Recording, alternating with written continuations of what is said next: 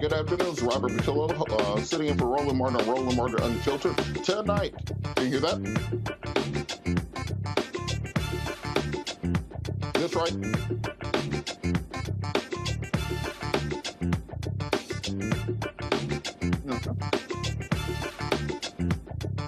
Okay.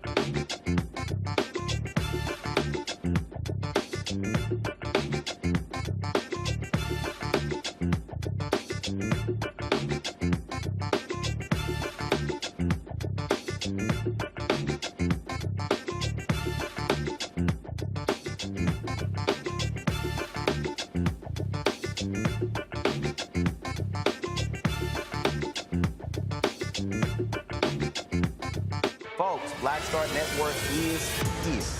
Hold no punches! I'm real revolutionary right now. Support this man, Black Media. He makes sure that our stories are told. Thank you for being the voice of Black America, Roland. Stay black. I love y'all. All momentum we have now, we have to keep this going. The video looks phenomenal. See, there's a difference between Black Star Network and Black-owned media and something like CNN. You can't be Black-owned media and be scared. It's time to be smart. Bring your eyeballs home. You dig?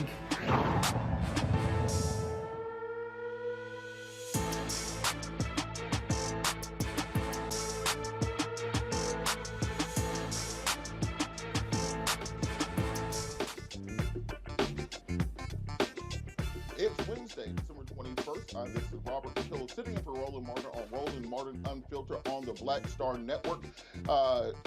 Tonight, a local Texas nonprofit is urging the Senate to pass the Stop Human Trafficking law. We will talk to the president of the No Trafficking Zone, Bishop James Dixon, and the push to move the legislation forward. Also, Trump's political future is in shambles following the release of his tax returns. Of course, you know President Trump is facing multiple legal issues, including the criminal referral from January 6th committee, the investigation in Fulton County, Georgia, the investigation into the documents in Mar-a-Lago, the investigation in the Northern District of New York. We're going to talk about what all this means with Nola Haynes about the political future of Donald Trump. Also, a Louisiana Parish is fighting to stop the destruction of a company for the building of a large grain plant near a historically black residential neighborhood. To explain the case, we have one of the founders of the Descendants project talking about the litigation they are currently using to try to stop the displacement and destruction of historic black communities.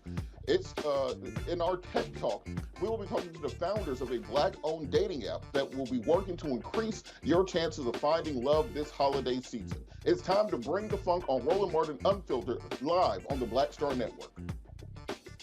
He's got it. Whatever the miss, he's on it. Whatever it is, he's got the scoop, the fact, the find. And when it breaks, he's right on time and it's rolling. Best believe he's knowing. Putting it down from sports to news to politics. With entertainment just for kicks, he's rolling. It's on Go, roll, y'all. It's Roland Martin, rolling with Roland now. He's funk, he's fresh, he's real, the best, you know he's Roland Martin now.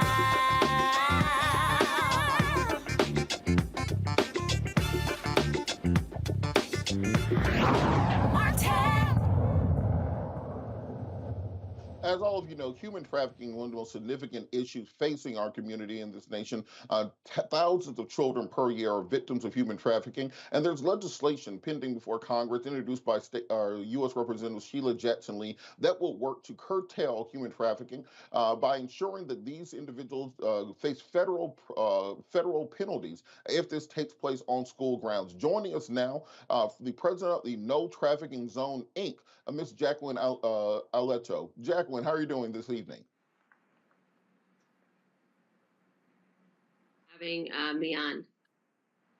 Thank you so much. Can you talk a little bit about this legislation and why it's so important to pass currently? Sure. SB 5226 was originally a bill that was sponsored by Congresswoman Sheila Jackson Lee, Congressman Michael McCall, and Congressman Nadler. And what it was specifically designed to make domestic minor sex trafficking, which is sex trafficking of children on our school campuses that are being lured, groomed, and recruited into trafficking, a federal crime. And the reason why that is so important is because we see that these sex crimes are happening across our nation, and there are predators like Jeffrey Epstein that for decades really do not face a harsh penalty. But if it was a federal crime, then we would deter commercial sexual exploitation at least up to 30%, and make predators really think about if they want to buy and sell our children in the United States. Can you talk a little bit about kind of the weight and the breadth of this issue? Because I think we talk a lot about sex trafficking of children kind of obtusely. But can you talk a little bit about the statistics, the numbers behind this, and why this legislation is so crucial right now? Because our children are truly in danger. Yes, our children are in very much danger, and it is an issue that our media does not cover the way it should. So I really applaud you all for covering this. So I'm just going to read a few statistics, and these statistics go back a decade to now. There was a study in San Diego where 20 high schools participated in this study. Every single high school confirmed that recruitment was happening with students. Of those schools, 18 of them reported documented cases of sex trafficking victimization. 140 staff from the 20 high schools identified 81 confirmed reported victims, along with an additional 54 suspected victims. If that wasn't enough, they also identified 17 recruiters that were targeting their campus. They did a 3-year study by the University of San Diego and released in 2015 that between 8,000 and 11,000 victims, mostly underage girls, are trafficked in San Diego. It doesn't end there, sadly. The FBI, the Bureau of Investigations, also said for their high-intensity child sex trafficking areas are located in the state. San Francisco, Los Angeles, San Diego are consistently the high volume to national trafficking hotline. School campuses statewide have been impacted as well. Some predators are using school campuses as a new hunting ground. In Illinois, every year in the city of Chicago, 16,000 women and girls fall prey to trafficking. To put this into perspective, that is 2 women every hour of every day. 2 women and girls every hour of every day. This makes Chicago one of the United States' main trafficking hubs. In Virginia, Detective Wolf, who is a human trafficking detective, says he's been working on combating human trafficking and gang activity in the region for years.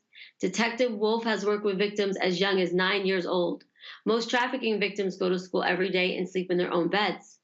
Their trafficking occurs when they are when they are in school, and will maybe get back home at 8 or 9. Sometimes their parents don't even know. Human trafficking in the North Virginia area, high schools and some junior highs, are happening in every single school. That is in the state of Virginia. And then in the state of Texas, there was a report of 55% of sex trafficking survivors in Texas, while trafficked, said that they were trafficked during school or during school activities, or were approached by either students in school or former students who had graduated, that then introduced them to their groomers or their traffickers. In Florida, with Jeffrey Epstein, at least 32 identified victims by the Royal Palms High School. After that, the Herald identified 80 victims in 2018. So these are just in every state. The statistics are more alarming and more alarming. And I know it's hard for people to understand because we don't really resonate with the term sex trafficking. We should really call it preying. And what predators do is it's their job to prey on our children. And so what more place is in schools where there are all children to get access to them? I want to bring Bishop James Dixon into this conversation. Bishop Dixon, can you talk a little bit about why it's so important to pass this federal legislation against sex trafficking in our schools? Because I think most people already just assume this was a federal crime. Why is it just now coming up, and what are the blockades to it in Congress? Well, first of all, thank you for having us on today. We appreciate being on Roland Martin Unfiltered, and we appreciate access to the public's eye and ear and mind. That's exactly what's needed. The reason this has not been a federal crime on this level before is because too few of the American public has been educated on concerning this crisis. If you think about it, I'm a pastor of a church. There are over 80 to 90,000 black churches alone in the U.S., not to mention churches as a whole.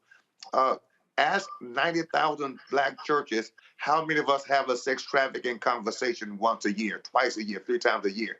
How many of us have a sex trafficking ministry? How many of us have a sex trafficking conference? We don't. Most of us have not yet been educated. It's not that we don't care, it's that we're not conscious and competent.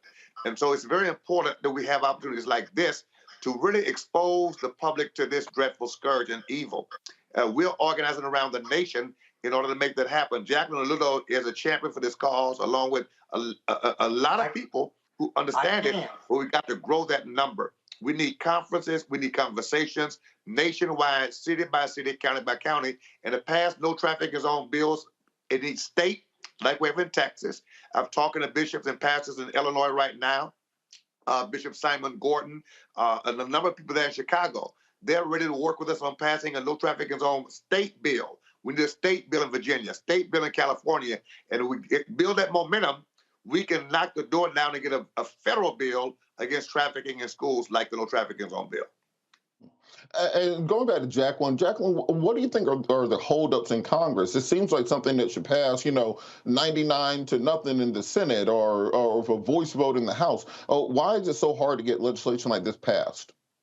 That is a really good question. Crimes against children seem to be very hard to get bills passed. Some people would say it's a $150 billion industry, so many people are profiting and participating from it. Others would say that it's simply just because our elected officials and people in power do not know what slavery looks like right now. Human trafficking is slavery of our time. And so for them to understand it and understand the magnitude and how intricate it is seems really to be hard to wrap around elected officials' heads. But something so simple like what happened to New York with a 12-year-old, she was walking down the street with her friends and she met up with two boys who were a couple years older. They went to a party. She woke up. She woke up after having a drink and she was passed out. She was naked and she was being raped. And from that moment on, she was told that she was going to be sold into sex trafficking. It took her almost a decade to be found. But it was something so simple of going to a party. And I think that one of the hangups is with our nation, our elected officials, is that when we think of human trafficking or sex trafficking, we think this is happening in other countries, not understanding that domestic minor sex trafficking, buying and selling of children in the United States, within the United States, is a crisis. And it's a crisis just as big as the border. So it's a crisis that needs the same amount of attention, and not just amount of attention. Our elected officials need to put the power into federal legislation and strong legislation. Because if I'm a sex trafficker, and I know that if I sell drugs, I'm going to go to jail for quite a long time. But if I sell people, I'm not really going to get a harsh penalty and it's so lucrative. Well, then I'm going to buy and sell children. Bishop Dixon, we hear a lot of lip service about this in Congress and on the campaign trail. What will it take? What does community need to do to hammer this through? We see all this legislation getting passed during this lame-duck session. What does the community need to do to push these things through, particularly when you have in Congress somebody like Matt Gaetz, who's currently accused of doing exactly this, paying a 17-year-old for sex? How do we push this through Congress when we have people like that standing in the way? Well, it means that we're going to have to really double down. I've not yet seen the kind of movement that's necessary. It shouldn't take all of that. You're right. It shouldn't take all of that, right? Anybody in their right mind knows that it should be illegal and punishable in significant ways to traffic a child, to sell a child for money. That's slavery, and it's the abuse of the worst kind. We're treating our most vulnerable like their property and like their products for sale. That's unacceptable in a civil society anywhere on the planet, and should be here in the U.S. We've got to go to the front door of every congressperson, every senator who opposes passing these bills. In this instance, Senator Dick Durbin in Illinois killed this bill. He has fought this bill. That means that we should be bombarding his door, and his constituents, his voters should know your senator chose not to support a bill that would save children's lives on school campuses and in school activities. He needs to be known as that senator, right? And unless he wants to change that, then he should be known for that. And people need to know that that's who you'll be voting for or against in the next election. Elections do matter. And that reputation needs to be stamped there until he makes a change and decides, I'm ready to support passing a no trafficking zone bill to protect every school and every school-age child throughout the United States of America. We got to do it door by door, name by name, position by position. That's the way we have to make this happen. Elections do matter, and the public's voice, when we unite around a just and righteous cause, has the power to bring change.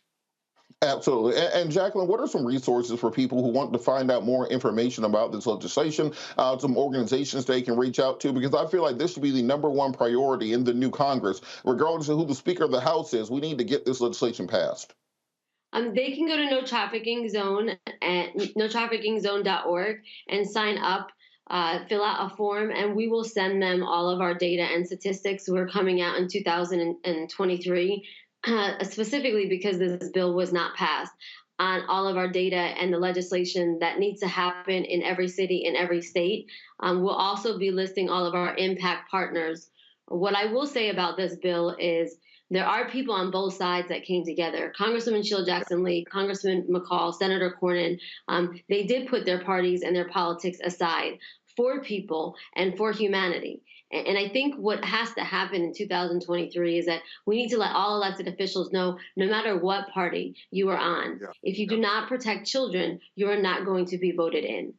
Because we want people in power and our leaders to protect children and to put children and their safety over politics and over parties. So people can go to notraffickingzone.org and we can send them our information and let them know just all the impact partners and people that are coming together around the nation to really band together. And as far as Senator Dick Durbin, I want to say this message, because for a senator to have this much power, this bill was in for 9 months. So the Department of Justice, everybody, is 5 elected officials that worked so hard on both sides to get this bill done. He absolutely did have the time to work with everyone. He really chose not to, for whatever those reasons are. And we are hoping that in this next legislation, he will. But if he doesn't, we are just going to get louder and more diligent, and let everybody know that he seems to be a senator that either refuses to recognize this issue or is simply ignoring it. Well, we're going to make sure that we reach out to Senator Durbin's office, and we want to bring attention to this. Thank you so much, Jacqueline and Bishop Dixon, for bringing this to our attention. All right, last comment to you, Bishop Dixon. One comment. I want to thank Reverend Jesse Jackson, Bishop Tavis Grant, all of those in Illinois and all around the country. But let me say this. When an athlete commits an egregious act, what does he lose? Not just a position on the football field, a baseball field, a basketball court. Sponsors withdraw their finances. We are going to look at who's sponsoring, who's financing these candidates, these elected officials, and let them know that the person you're backing with your finances is a person who stopped a no trafficking zone bill. Because if you don't support stopping it, you're supporting its continuance. We're going to talk to the sponsors, those campaign financiers, who to make it understand, if your candidate supports trafficking, you're supporting that industry by your support of that person. We've got to get to where the money is. That's where the power changes. Absolutely. Well, thank you so much, Bishop Dixon and Jacqueline Alato, for all the work you're doing on this. We'll keep our audience updated and make sure this legislation gets passed. Thank you so much. Thank you very much.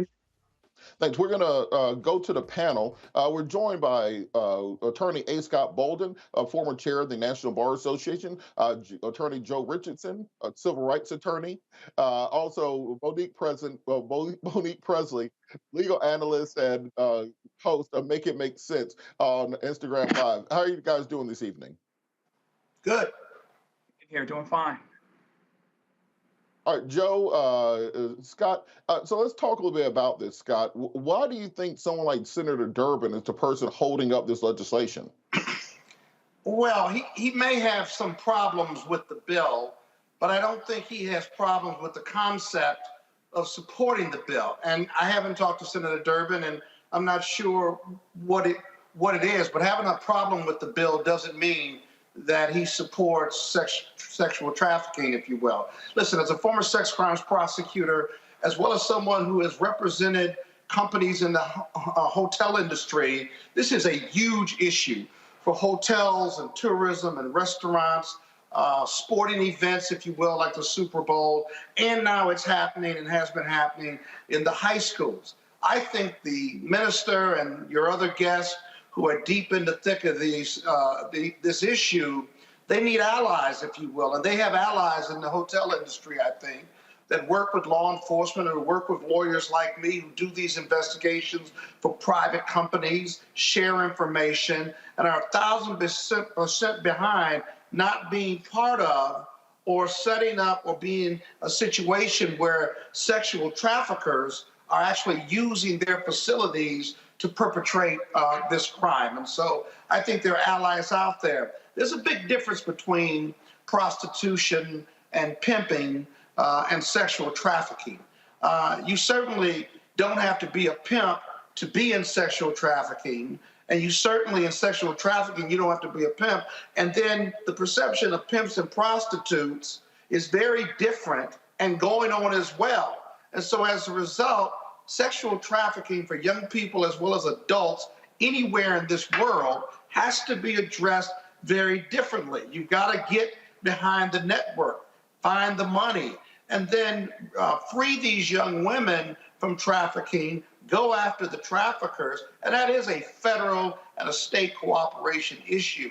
And so I think we can get there. I like the bill because I think it brings it to a federal level, but most elected officials, most federal officials, when they hear sexual trafficking, they think about some big international network. It doesn't have to be that, or they think about pimps and prostitutes, which is not the case when you're a sexual trafficker or you've been victimized or you're a woman who's being sexually trafficked. It's a very big difference. And so I applaud the legislation. I also applaud your guests that you had on, but they got allies out here and they need to reach out to their allies and push this bill through.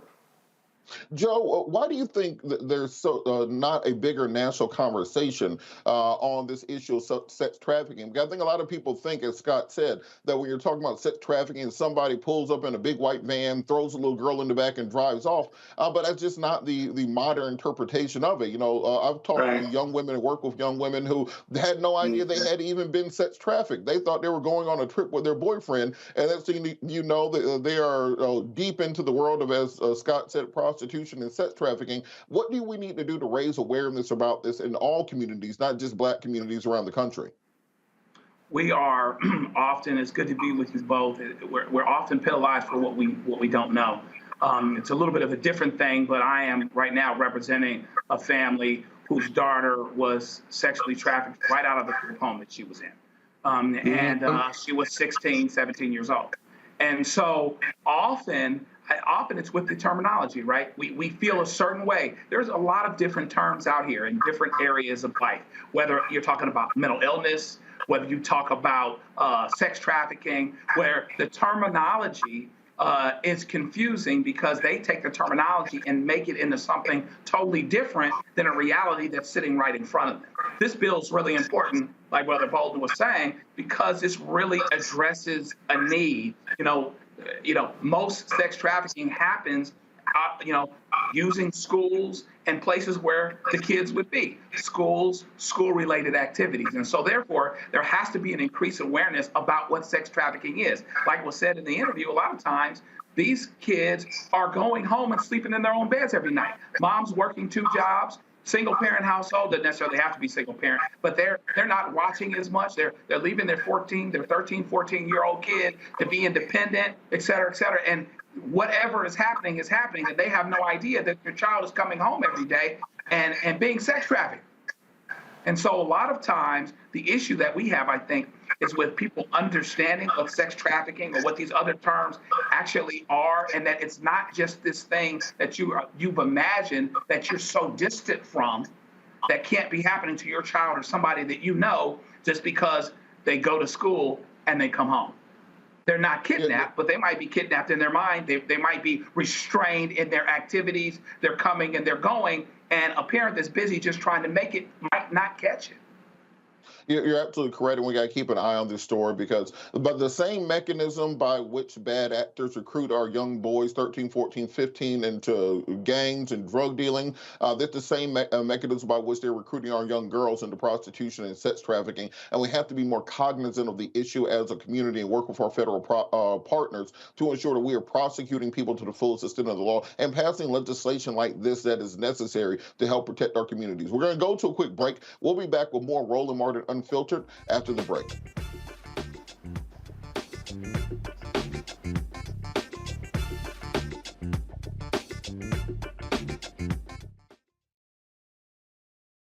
I'm Deborah Owens, America's Wealth Coach, and my new show, Get Wealthy, focuses on the things that your financial advisor and bank isn't telling you, but you absolutely need to know. So watch Get Wealthy on the Black Star Network. Hi, Hi, I'm Dr. Jackie Hood Martin, and I have a question for you. Ever feel as if your life is teetering and the weight and pressure of the world is consistently on your shoulders? Well, let me tell you, living a balanced life isn't easy. Join me each Tuesday on Black Star Network for A Balanced Life with Dr. Jackie. We'll laugh together, cry together, pull ourselves together, and cheer each other on. So join me for new shows each Tuesday on Black Star Network, A Balanced Life with Dr. Jackie.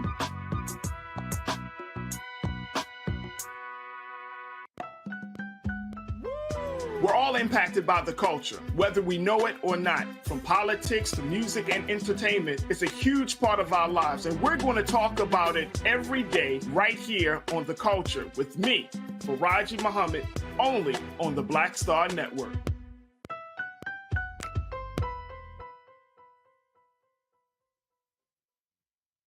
Pull up a chair, take your seat. The Black Tape with me, Dr. Greg Carr, here on the Black Star Network. Every week, we'll take a deeper dive into the world we're living in. Join the conversation only on the Black Star Network. My name is Charlie Wilson. Hi, I'm Sally Richardson Whitfield. And I'm Dondre Whitfield. Hey everybody, this is your man Fred Hammond, and you're watching Roland Martin, my man, Unfiltered.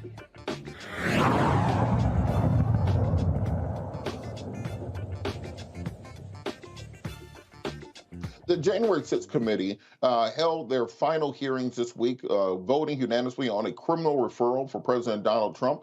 They have not released their full report yet. It's been delayed and may be released tomorrow. But we wanted to talk a little bit about what this actually means for the political future for President Donald Trump, who has already said this is a kangaroo court, who has already worked to invalidate any of the findings of the January 6th committee. And remember, even with everything that we saw previously, Republicans came within only a couple points of taking control of both the House and the Senate this year, and it's very likely they'll have a strong challenge in 2024, whether it's President Trump or someone else. To talk a little bit about the political future of President Donald Trump, we're joined by Dr. Nola Haynes from Georgetown University. Dr. Haynes, how are you doing today? Thank you so much, and happy holidays. Happy holidays to you also.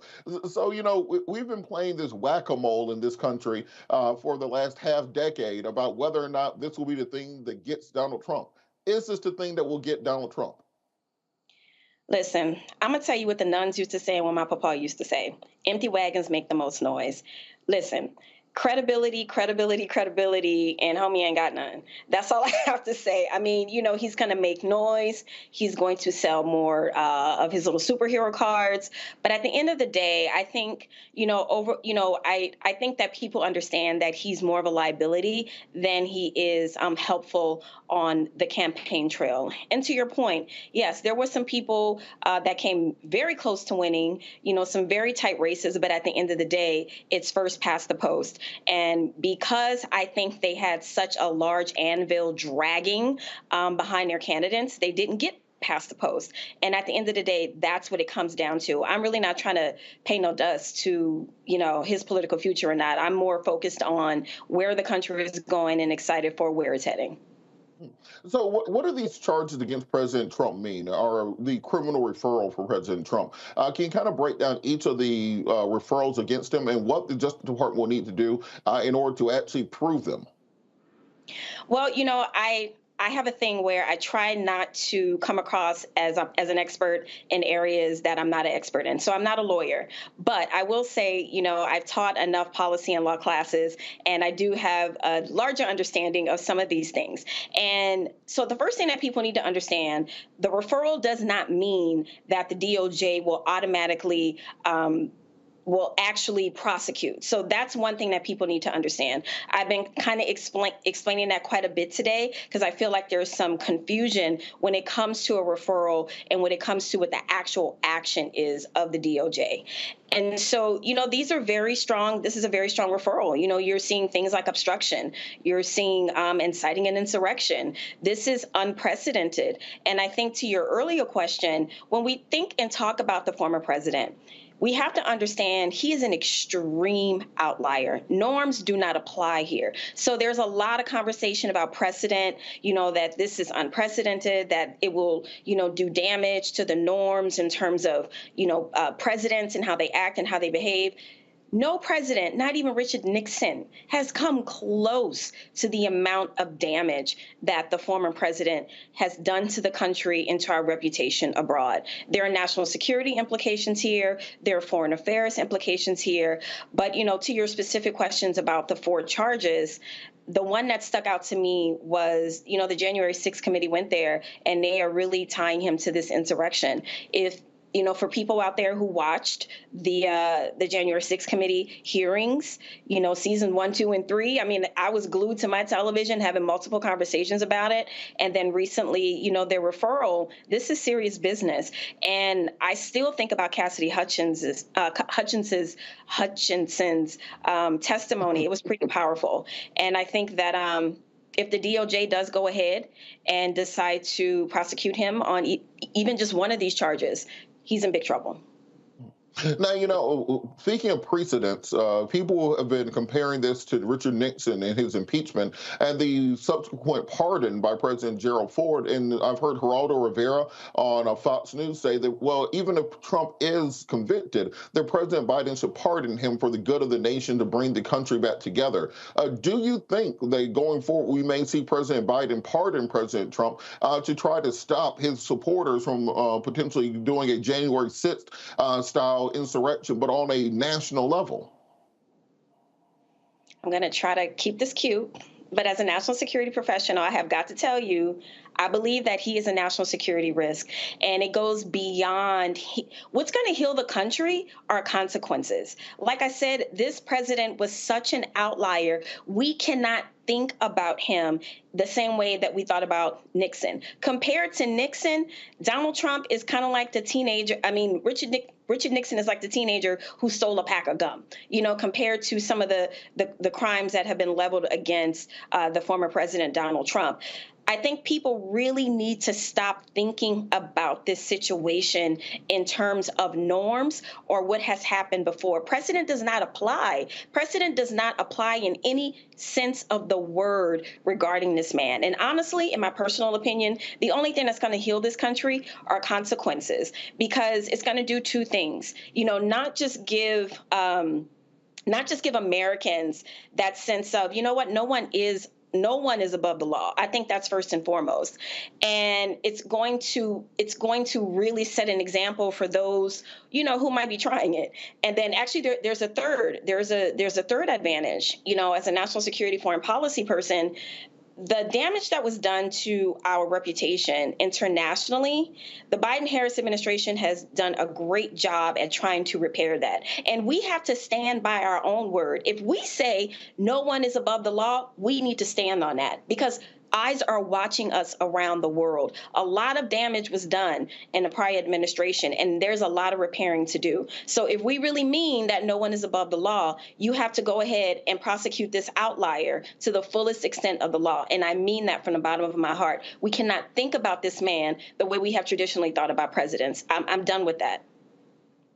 Many people said that the impeachment of President Clinton in 1998 cheapened the instance of impeachment, that they knew they didn't have the votes in the Senate to remove him. The public opinion was against the impeachment, but they did it anyway. And then further, Republicans are now saying that, the 2 impeachments of Donald Trump cheapened the institution of impeachment. Do you think that this prosecution will cheapen presidential prosecution going forward, or it simply becomes the new tool that the party out of power uses to interrupt or to investigate or to stop the agenda of the current opposition president? Could we see going forward a January 6th style committee forming for every president whenever there's the other party has control of the House, and then a criminal referral for every president when the other party has control of the House? Will this become the new cycle, the new normal that we see?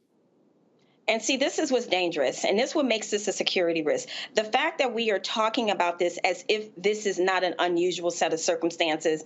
And I think that, this is one of the things that the Republican Party got very, very wrong. I'm not an advisor in that sort of sense, but I think they should have stuck to what they said after January 6th.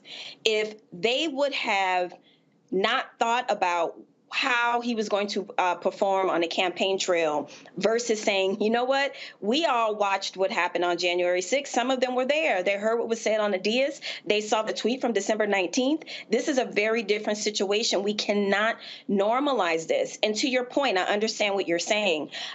I would think that it's more about fatigue than it is about, using this as a tool to get back at your enemies. By framing it that way is to take away the level of seriousness that this is. To have a person who thinks because you are the president, you can act unilaterally without any consequences, that is the dangerous precedent. We think of the list of just all-time terrible presidents. There's Andrew Jackson, the Indian removal at the Trail of Tears. There's Andrew Johnson, curtailing Reconstruction after the Civil War. Of course, Richard Nixon and Watergate. There's Woodrow Wilson, one of the most racist presidents in American history. George W. Bush killed upwards of 1 million Iraqi civilians for literally no apparent reason. What does it say that we are prosecuting President Trump more thoroughly than any of these other presidents who arguably have done far worse things to humanity and killed far more people than President Trump for essentially, as his people would say, having a protest at the Capitol? A protest at the Capitol, I think that is such a horrible way to kind of demean what happened on January 6th. People died. Police officers were injured, traumatic. They still suffer from trauma to a large degree. And as a person who sits here, who had more than a dozen family members die from COVID, we can have a conversation about that. I would not demean, the loss of life under that administration. And also, you have to take into account the role that social media context plays a large part in this. You have to think about the sign of the times. We wouldn't have found out about Watergate if Richard Nixon's vanity project of recording everyone did not exist. Technology plays a large part into where we are today. So because of social media, because of the way that we have access to information, the way that information can be retrieved from cell phones and videos and things like that, we are living in very different times. And I think without contextualizing the rest of the presidents, because yes, you can line them up, today is a very different day. And because we have access to different types of information, different types of intelligence, it absolutely makes sense to me in the age of social media that, we have more access to some of the things that the former president has done. And I just want to say one last thing. I was home in New Orleans for Mardi Gras in 2020. And that is right before COVID hit. And one of the things that the mayor of New Orleans said over and over and over is that she got the green light to go ahead with Mardi Gras, that COVID, that it was fine. It was not fine. I lost 13 family members, and I need people to understand, to go ahead and say that, this president lost more lives, that president, we're talking about lost lives domestically. And not to dismiss any lives lost foreign, but we're talking about domestically. And I think that last comment kind of really upset me. So that's why I'm kind of going back to it, because I don't want to disrespect anyone who has lost people during COVID, including my family. You're absolutely correct. And kind of just the last question before we leave. What will it mean if the Congress does not or the DOJ does not prosecute President Trump for this? We've already seen the Trumpites, Carrie Lake, Herschel Walker, others denying their elections. What will happen if we do not hold President Trump accountable for this? It would be a huge missed opportunity. I think it would tell the United States and the rest of the world that, yes, presidents are above the law, that, yes, they operate with immunity and they can operate like monarchs. And I think that that's the dangerous precedent. Like I said, when we started this conversation, that's the precedent we should be worried about, the only one. We need to hold everyone accountable. No one is above the law. Thank you so much. Dr. Nola Haynes, Georgetown University, thank you so much for joining us today. Thank you. Thanks. Let's bring the panel back in. So, Scott, what do you think is going to happen with the DOJ? We've seen Merrick Garland be cagey and very measured when it comes to prosecution of the president, even the statements on prosecution of the former president. Do you think this will actually result in actual criminal charge against President Trump? Well, that remains to be seen. The criminal referrals from the House HR report is relevant, probative, and material but it won't be dispositive of what DOJ does. DOJ is investigating these same underlying facts and prosecuting the insurrectionists already. They have a special prosecutor investigating Trump's conduct in the January 6th insurrection, and DOJ will accept that material, review it, but review it in regard to what they have covered already in their investigation. How does it fit within their set of facts that they have? And then politically, remember this, the DOJ early on in this January 6th committee investigation was not cooperating with the committee. They didn't want the committee formed at one point, and then it got formed, it was moving forward, and then the committee would not share its information with DOJ. So the politics between the committee and DOJ have not been as clean as you would think and cooperative as you think they should be. Now that the report is done and they're now turning over this material, it will be added to the investigatory results DOJ has. But in the end, DOJ, if they bring charges against Donald Trump, and I anticipate that they will, at least there's enough there for them to do it, I anticipate that they will, then DOJ will bring its own charges and explain what its evidence is at a press conference, and then they'll have to go prove this case beyond a reasonable doubt in federal court. That's super important, because if he's acquitted, then all the work that has gone in with the committee and DOJ will be for naught.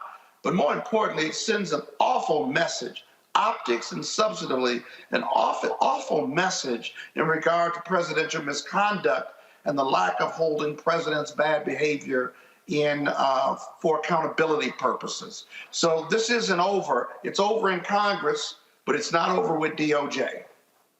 Joe, what do you think, which of these charges do you think are actually the strongest? If you put your prosecutor hat on, if you were to pick one of these charges to go forward on, what do you think is the biggest and best slam dunk that you think the DOJ would be able to actually prosecute him on? Because we all know often prosecution is throwing spaghetti at a wall and see what sticks. But if the DOJ brings weak charges and President Trump's able to come out of it saying, look, only one of the 4 charges stuck, I think he actually comes out stronger. What do you think will be the one kind of gravamon that the DOJ hangs their hat on?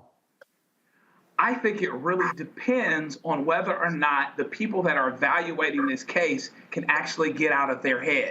In my mind, inciting an insurrection is the clearest.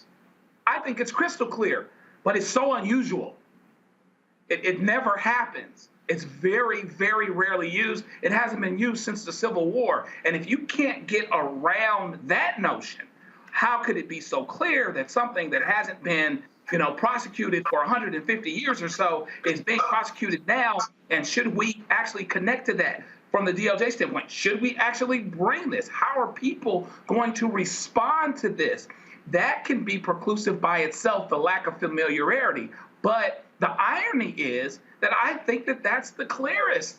That's the most obvious example. That's the most obvious manifestation of what actually happened. You can take his words. You can take cell phone messages and text messages. The special counsel who has really put his foot on the gas once he got involved last month is really taking this down the road. And by the way, Pete Aguilar, somebody I know, he's my congressman. I've been in the room when he's at fundraisers talking about the fact that they have staffs of former DOJ lawyers, former prosecutors. They're putting this thing together the right way, actually. And so the question becomes whether or not people can get their mind wrapped around the notion that this is so unusual, but that doesn't mean that this is not necessary for consideration for a criminal conviction, et cetera, because we haven't convicted anybody else. And to the point that the doctor just made a few minutes ago, the things that happened with COVID, the incompetence with which this presidency was gone about should be criminal in and of itself. But that's not what they're bringing. He killed a lot of people. He helped a lot of people die. He sped a lot of people's demise through what happened with COVID, or what should I say, what didn't happen. But the fact of the matter is, the inciting of the resurrection, frankly, is the clearest. That's what we've been talking about. The January 6th committee is about what? I keep saying the resurrection, but the insurrection. And so that ought to be the clearest, but because it's so unusual, and because people may be unfamiliar, and because of the underlying notion, will 1 out of the 12 people or the 10 people that are on the jury actually be connected to this underlying thing where they don't want to believe that a president ought to be convicted because they think it sends the wrong message. So you've got a lot of things. You've got to do what's right. But I think the unfamiliarity here may be the biggest obstacle, even though that may be the clearest charge.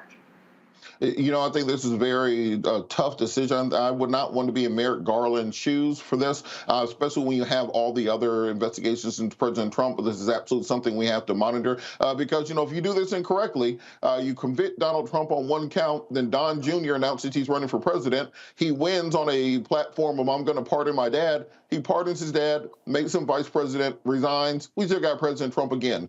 You can put nothing past the Trump era of American politics. We're going to be back after the break. You're watching Roland Martin Unfiltered on the Black Star Network.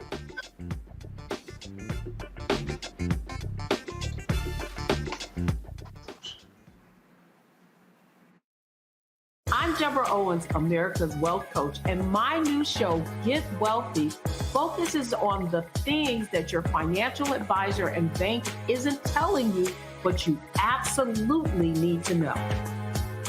So watch Get Wealthy on the Black Star Network.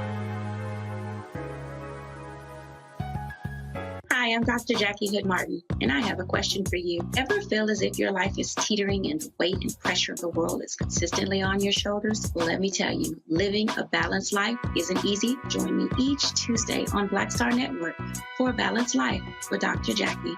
We'll laugh together, cry together, pull ourselves together, and cheer each other on. So join me for new shows each Tuesday on Black Star Network, A Balanced Life with Dr. Jackie.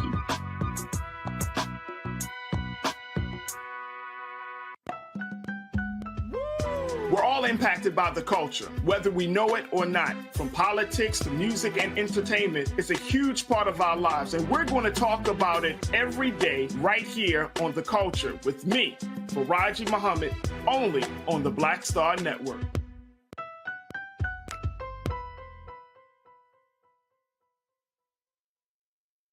Pull up a chair, take your seat. The Black Tape with me, Dr. Greg Carr, here on the Black Star Network. Every week, we'll take a deeper dive into the world we're living in. Join the conversation only on the Black Star Network. My name is Charlie Wilson. Hi, I'm Sally Richardson Whitfield. And I'm Dondre Whitfield. Hey everybody, this is your man Fred Hammond, and you're watching Roland Martin, my man, Unfiltered.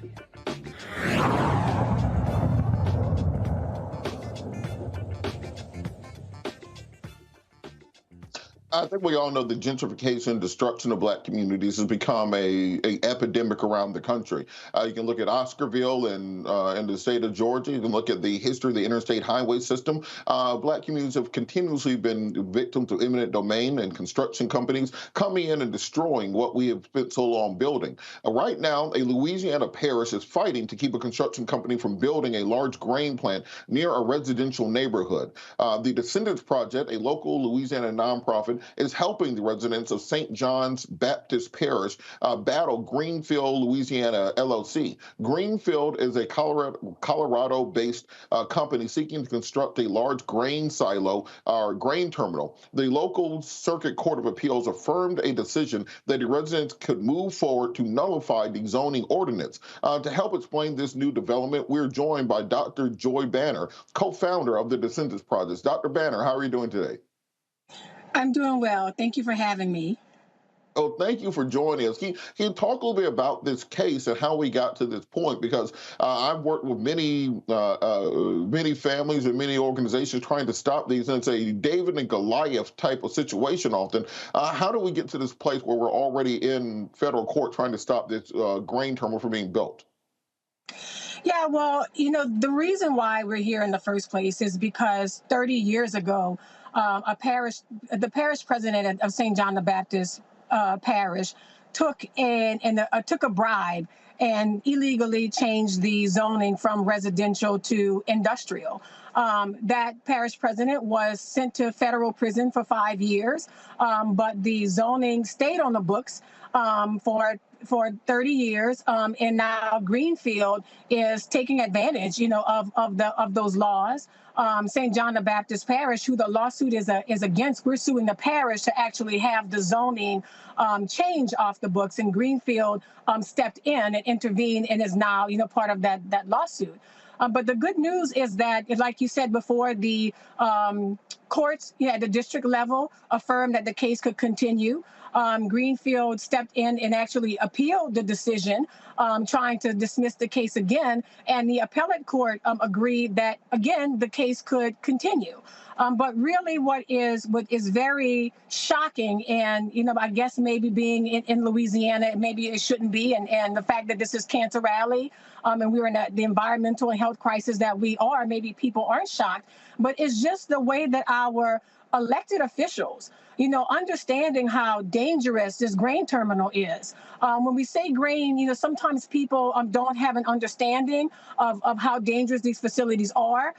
They have been characterized as more explosive in some cases than dynamite factories, right? And so we would have this huge, massive facility that's sitting right outside of our backyards, right, outside of our doors.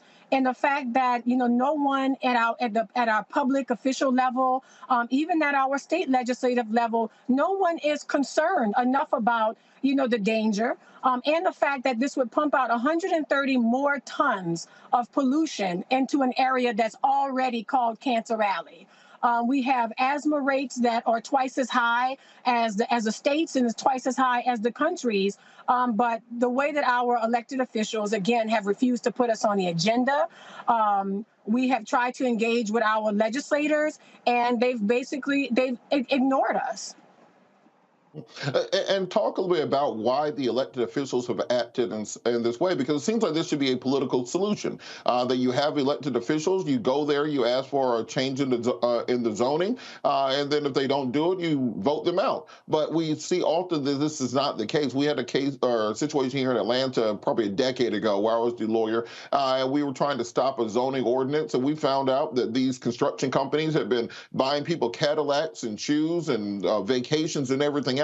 Talk a little bit about why the political solution has fallen apart. Yeah, and it's unfortunately because the way that industries work is they engage with our elected officials first. They get the approval, they get whatever relationships, whatever has been promised, they get that worked out first. And then these public officials, instead of doing what's in the best interest of the public, they're instead acting as an arm, an extension of these companies. And so for us, the most shocking, for us even involves our port of South Louisiana. This is bizarre, what we found out. They have actually stepped in. That's the port, which is a board that is appointed by the governor. It's a public serving board. It's a political subdivision. But on paper, essentially, the port has agreed to buy the Greenfield grain terminal, at least on paper, so that Greenfield will get a $209 million tax deal over 30 years. So that money, instead of it going to the schools, instead of it going to, resources, infrastructure that we need, resources for flooding protection, for our senior citizen community, that would be wiped off the books for them. And this is done in full participation and collaboration with our Port of South Louisiana. They've done this with some really suspicious, in my opinion, some very questionable tactics that seem to be in violation of open meeting law. So it's not publicly, available for us to even see. Has been done with little documentation, has been done with little record keeping. It's amazing that, a company could be allowed to get $200 million of taxes essentially wiped off the books, yet we don't even have a paper trail. We don't even know how the decision was made. So again, it is our elected officials, our leaders being more loyal to these companies and let's be, probably to what they're getting from these companies rather than being concerned about citizens. You talked a little bit about the environmental and health effects of putting a terminal like this near a historic Black community, because it's not just the terminal being itself. It is the hundreds of 18-wheelers that are going to be coming through that area every day, spewing pollution and diesel fuel.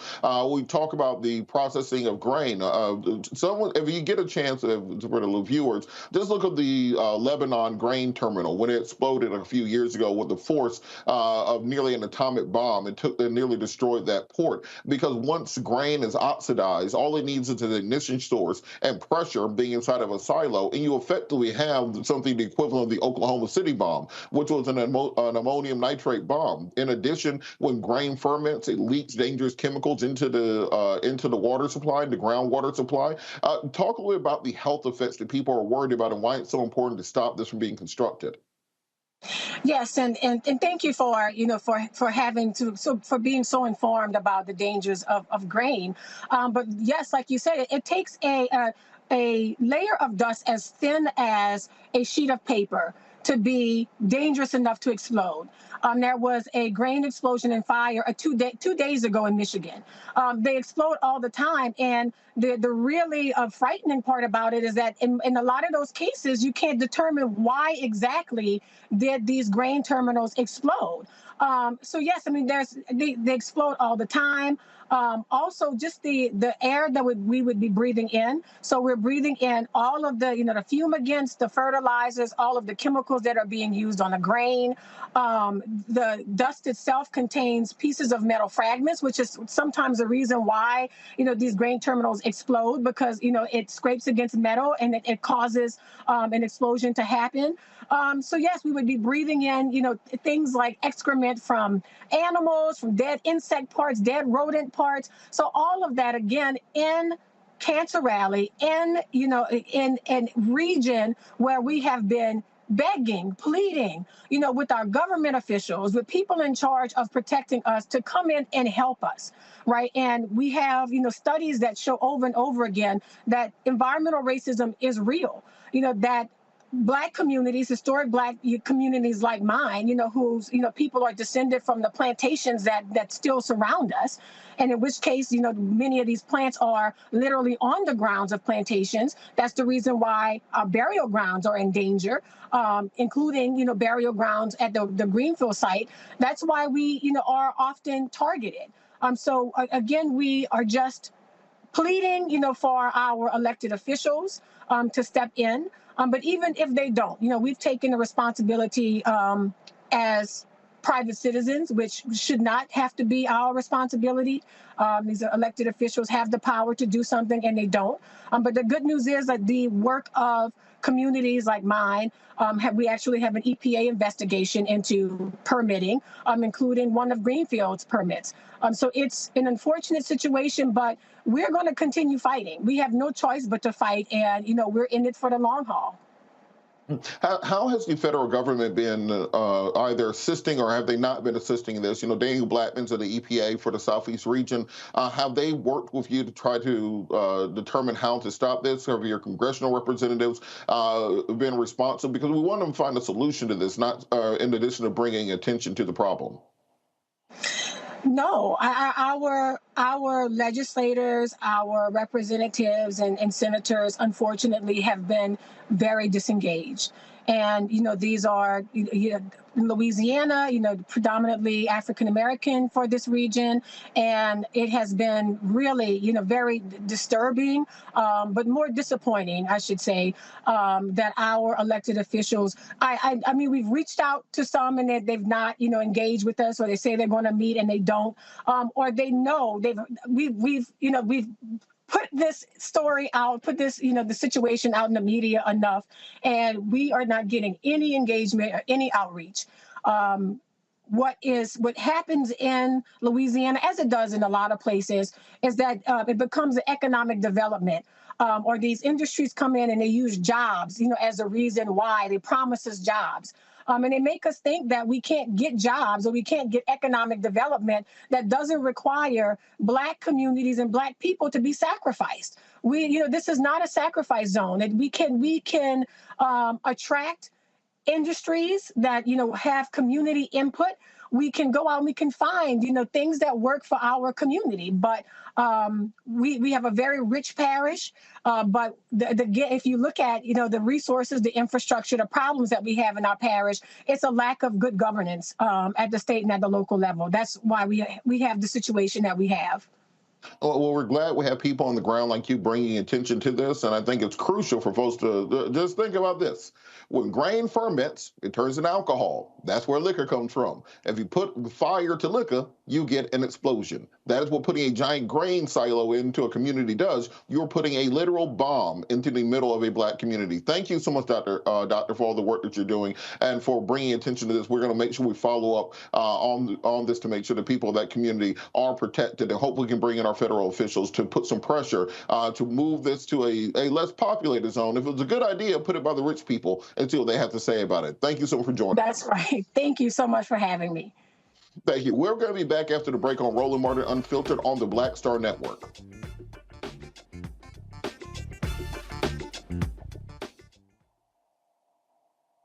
I am on screen, and I am representing what a Black man is to the entire world that's going to see this.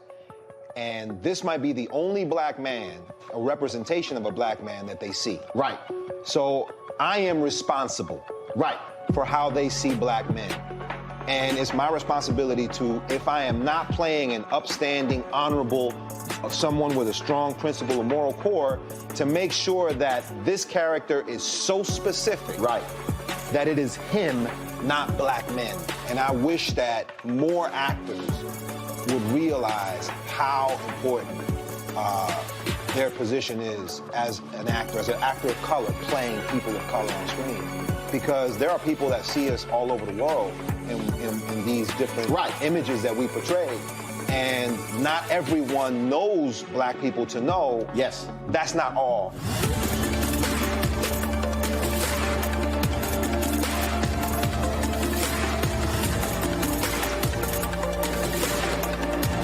I'm Deborah Owens, America's Wealth Coach, and my new show, Get Wealthy, focuses on the things that your financial advisor and bank isn't telling you, but you absolutely need to know.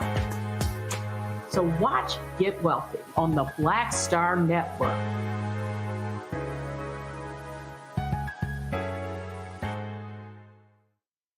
Hi, I'm Eric Nolan. I'm Shantae Moore. Hi, my name is LaToya Luckett, and you're watching Roland Martin Unfiltered.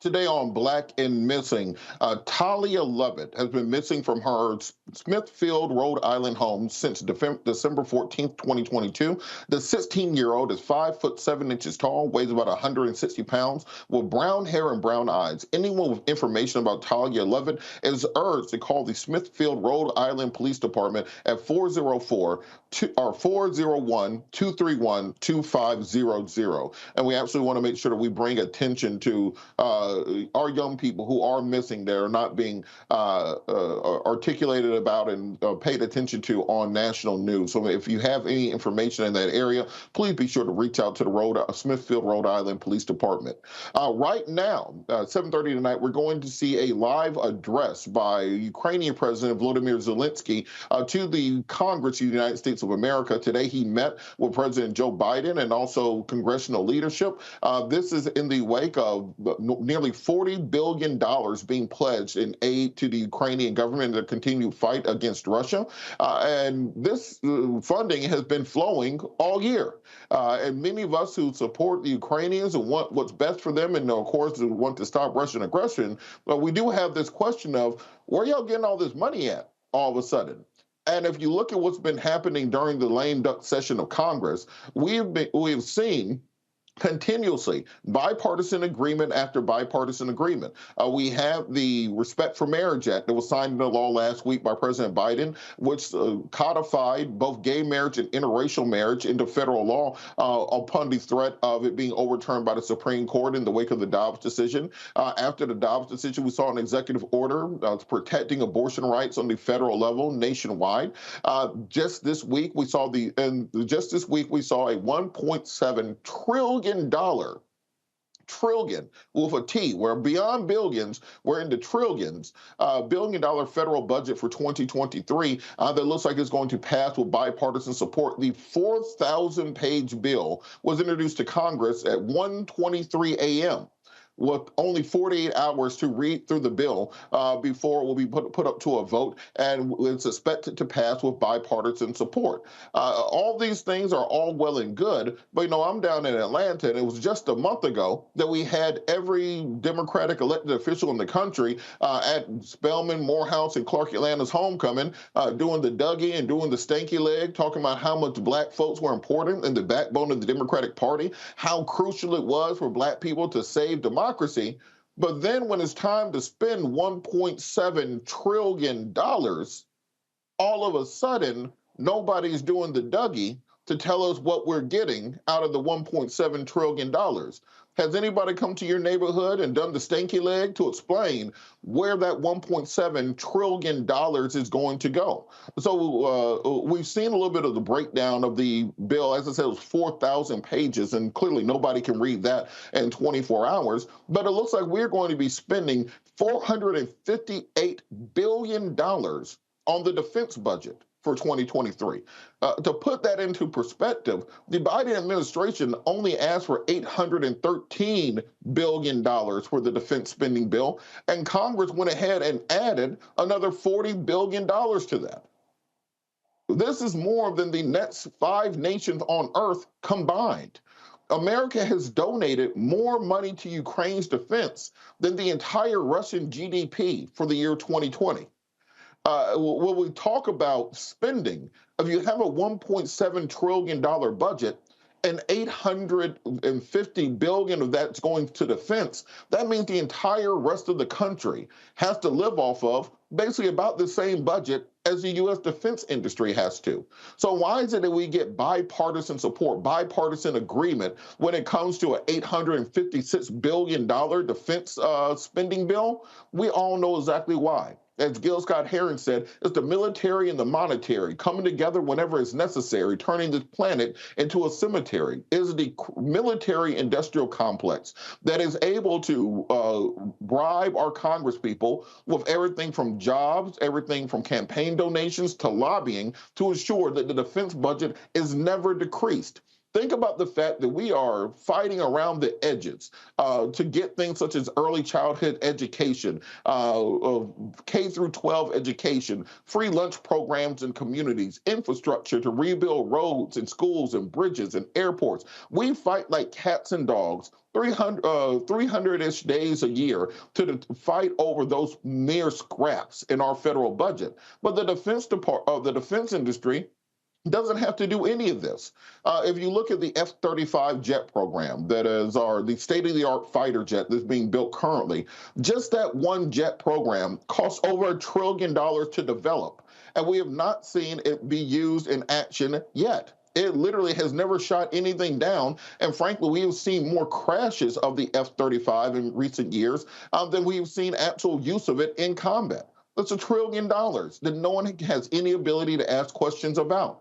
You look at the B-2 bomber program. We're talking about $2 billion per airplane for a strategic bomber that really has no role in modern warfare. So much so that they're now replacing it with a new $1 billion bomber, the B-21 Raider, which will be coming, which was just displayed by the Defense Department in the last couple weeks. Oh, are we picking on the Air Force for acquisitions? Well, you can look at the Navy. They're presenting the brand new aircraft carrier, which costs $13 billion per aircraft carrier, has been in development for over a decade, but we still aren't using them because the electromagnetic catapults that they are replacing the steam catapults with don't work. So we are spending $13 billion on aircraft carriers with parts that still don't work. And note, America has 13 currently in service aircraft carriers. The rest of the world has 3.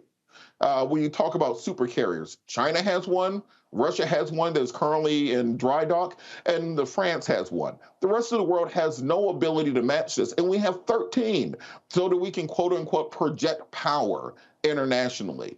If you want to go further into the defense build budget, there's money in there for Space Force because we have to make sure that we are fighting in space, apparently.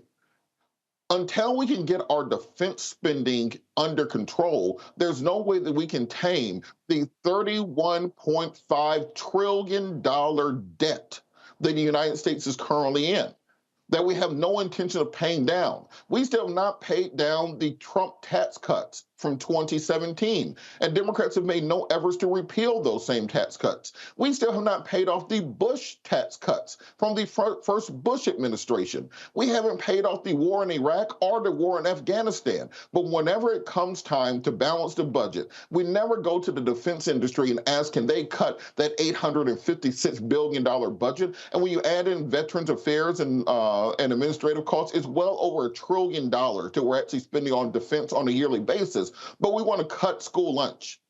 We want to cut aid to single families. We want to cut any social program because Lord knows we can't ask the rich people to pay more money. We can't ask the defense industry to take less money. We have to balance the budget on the backs of the poor.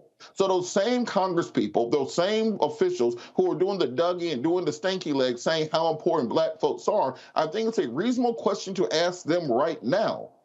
But where are you at when it comes to doing things that the community needs? Because I feel like if we have $800 billion to spend on the defense industry, then we should have a few $1 billion to spend on reparations per year to African Americans who built this country and even allowed you to have something to be defending in the first place. Until we repair what's been done to black folks in this country, it's going to be very difficult for anyone to take us seriously when we're talking about spreading democracy around the world. I want to bring the panel in on this, Scott Bolden, Joe Richardson.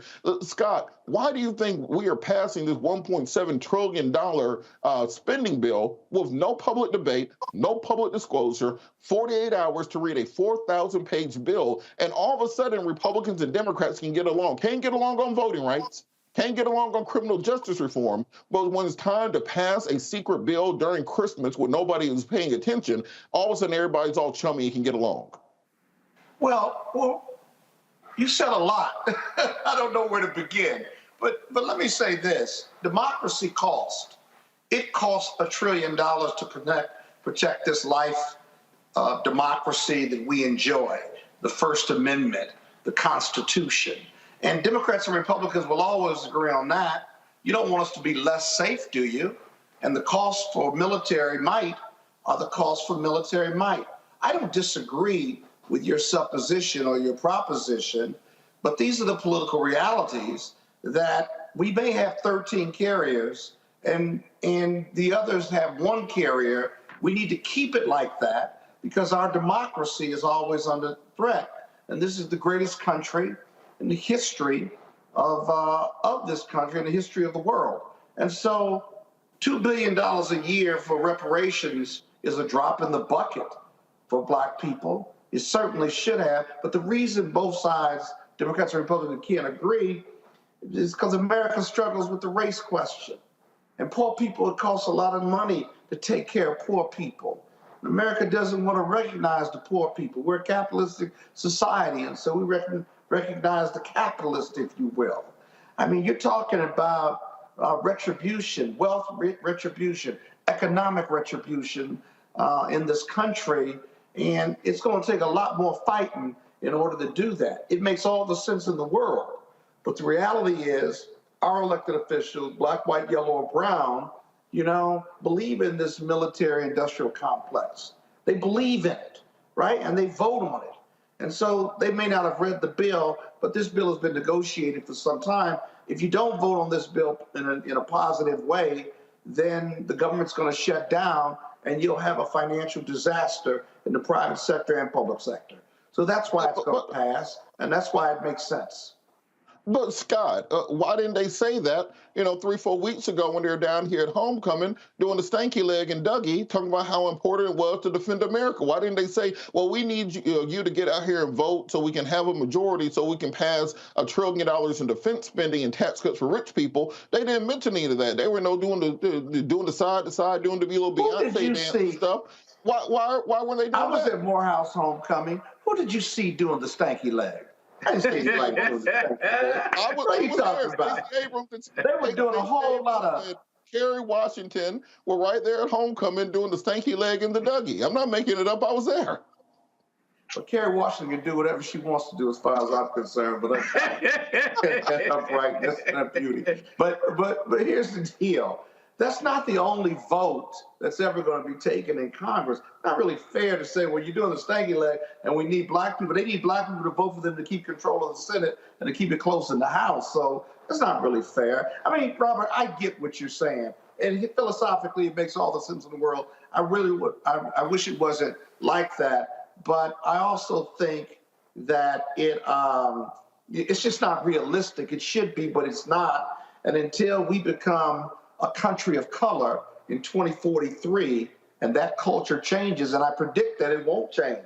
That if we were a country of color and the majority of the Senate and the House were still black, protecting democracy at all costs and military might is always going to be a bipartisan issue and always going to be very supported by those who are going to be voting to protect our democracy and protect us. Joe, I'm going to go to you, and then we also want to bring in Pastor Wright to this conversation so we can have a more well-rounded discussion. But Joe, after the... You're doing a good enough job, if you ask me. well, look, you're doing a good enough job. Look, after the midterms, we said, well, we can't. The whole year we've been saying we can't have any bipartisanship. Don't have any bipartisanship. Mitch McConnell says the era of bipartisanship is over. But as soon as we saw there was a danger of these Republicans losing their white women, they passed a Respect for Marriage Act on a bipartisan basis. They wanted to make sure that Clarence Thomas ain't going to lose Jenny. Kamala ain't going to lose Doug.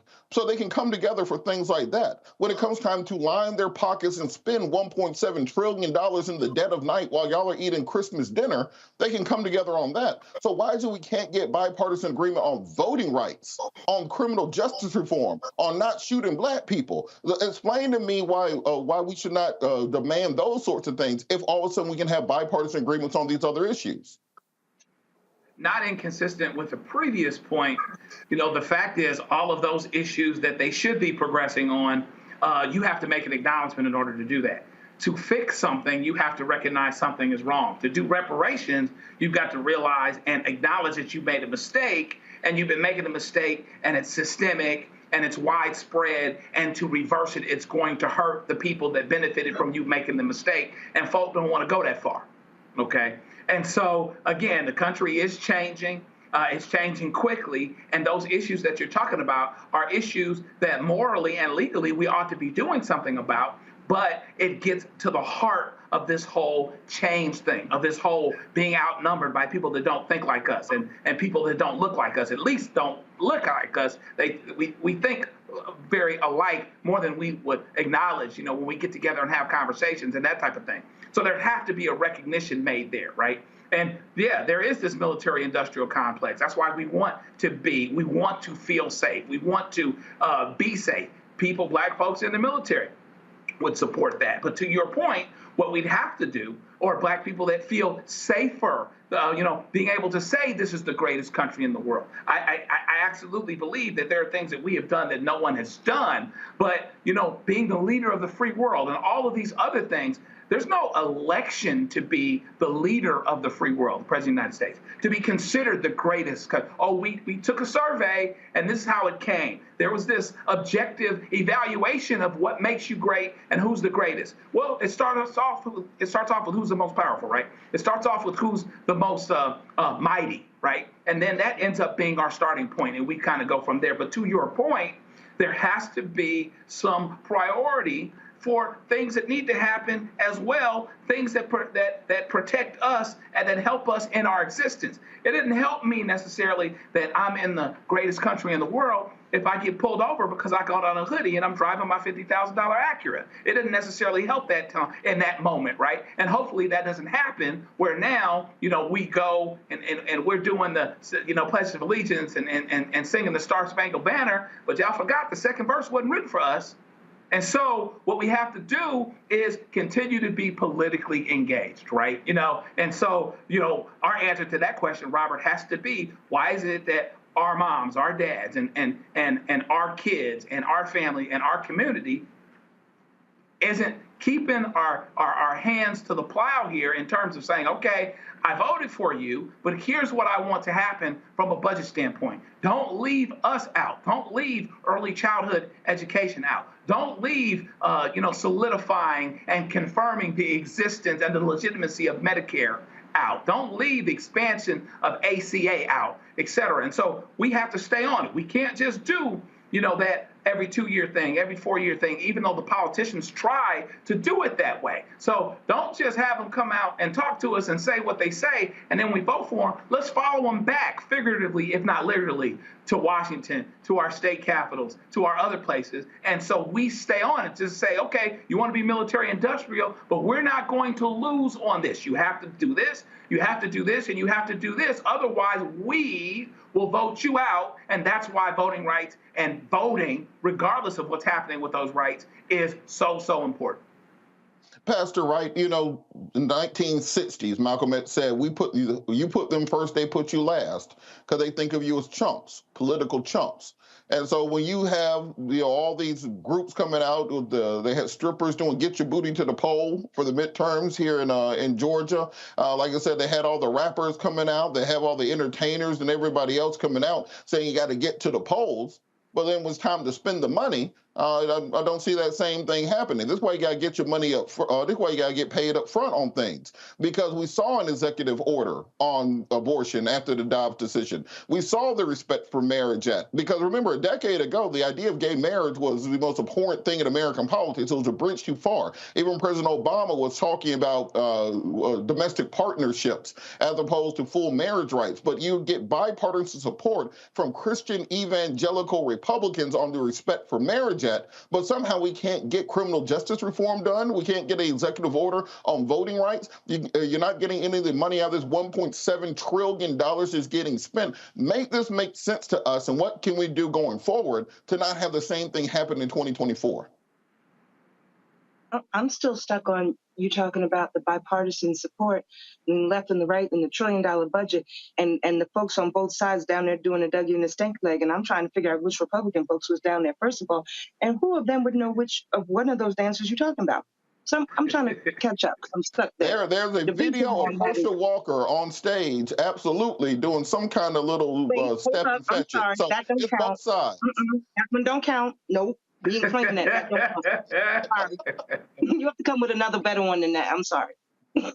But the reality is, when you look at these things and you look at these bills and you look at where it does not appear we are a priority, it is because we are not. We don't write big checks to candidates.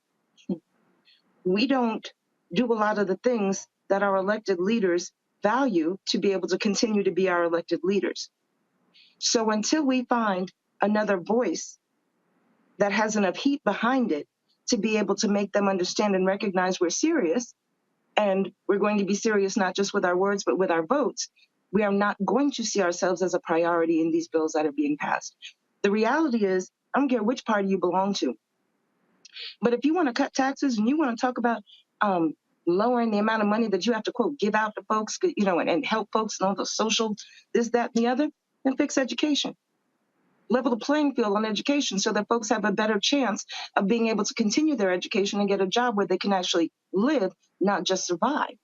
So when we talk about, not being a priority, we have to make sure we understand the importance and what the priorities are that we have to advocate for and never ceasing, period.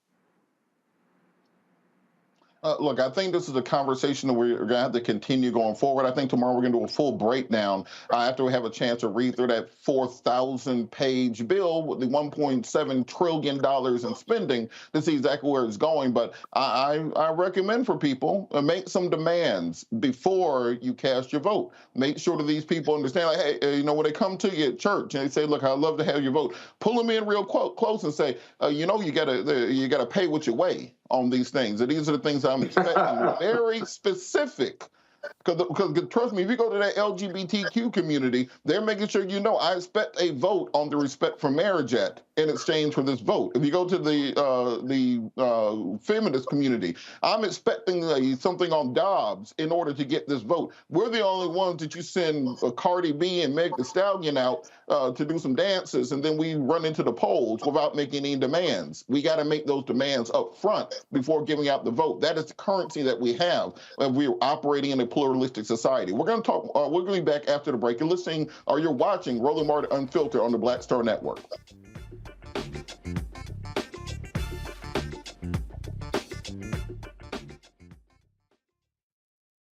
It's time to be smart.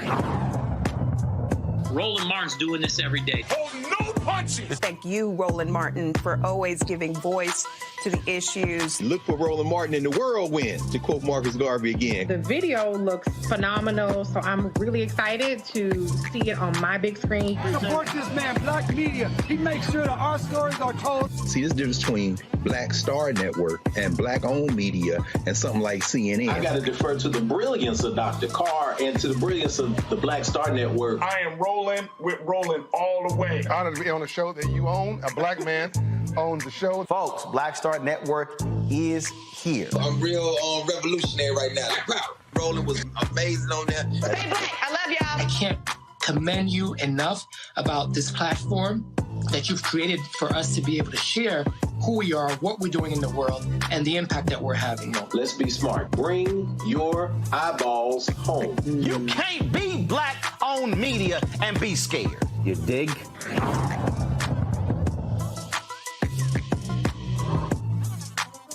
Folks, Black Star Network is here. Oh, no punches! I'm real revolutionary right now. Support this man, Black Media. He makes sure that our stories are told. Thank you for being the voice of Black America, Roland. Hey, Black, I love y'all. All momentum we have now, we have to keep this going. The video looks phenomenal. See, this difference between Black Star Network and Black-owned media and something like CNN. You can't be Black-owned media and be scared. It's time to be smart. Bring your eyeballs home. You dig?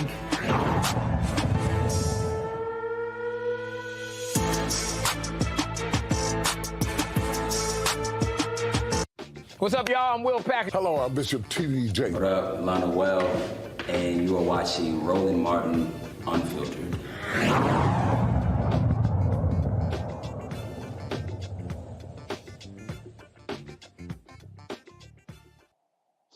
Going to hit some headlines. The Mississippi NAACP is suing the state over the Mississippi's legislative redistricting plan. If you guys remember, in this year's midterm elections, Democrats in large part lost the House majority because of redistricting. Redistricting in Florida basically created 5 Republican seats out of thin air.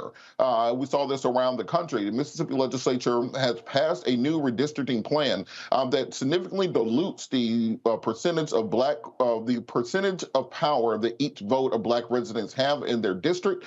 Because of this, Mississippi NAACP and 5 Black residents have filed a federal lawsuit challenging the new district scheduled to be used in 2023 election. This comes only weeks before the qualifying deadline of February the 1st.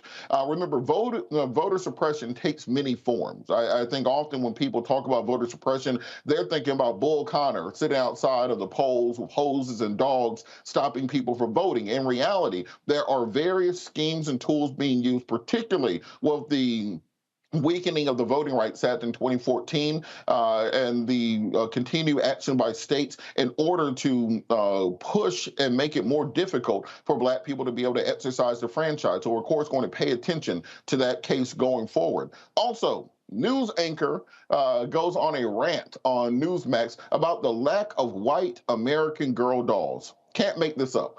Newsmax host Rob Finnerty had an on-air meltdown over the lack of white American Girl dolls. Here's what he had to say if we have the clip. How long has this been going on with American Girls? I took my 6-year-old to the store in Rockefeller Center, like the American Girl experience. And, you know, typically girls that are into American Girls, they get a doll that looks like them.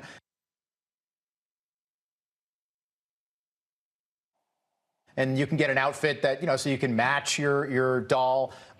We were in there, and my daughter's just a cute little 6-year-old white girl. We couldn't find anybody that looked like my daughter. It was the whole place. It was like wokeified. Oh my God! Oh, the poor white people, they can't find no white dolls.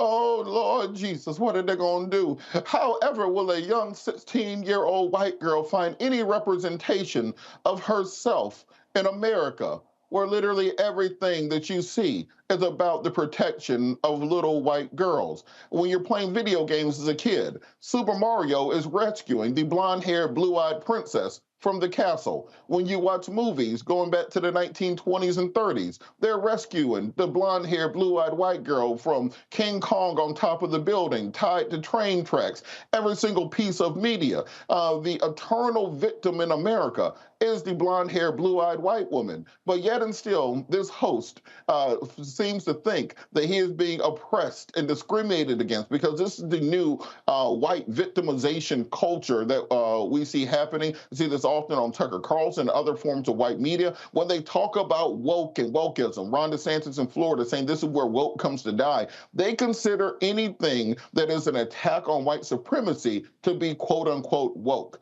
In their minds, any attacks on white supremacy are a fundamental attack on America. America and white supremacy are interchangeable to these people, and they see any efforts to diversify or to update or to recognize anybody besides cisgendered, straight white people in this country to be quote-unquote woke. I'm gonna bring the panel back in on this, because sometimes you gotta stop and just laugh at people. Pastor Wright, do you think that there's an issue where little white girls are not getting enough attention and not enough representation? Stop picking on that poor man. He's just trying to find something for his baby to look like her. You should sympathize. You know what that struggle is like, doggone it. I'm sorry, I couldn't resist. I have a granddaughter, and it wasn't, when she was born, it was still difficult to find dolls that looked like her. So I understand that it is special for folks that feel like they shouldn't have that problem to have that problem.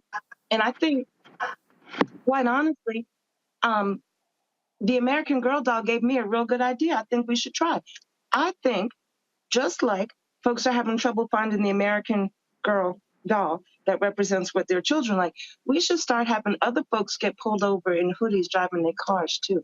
Because I feel like if we could, you know, you got to walk a mile in people's shoes. And maybe if folks could understand some of the issues and the problems, there'd be a little bit more sympathy and understanding, and we could really meet somewhere in the middle.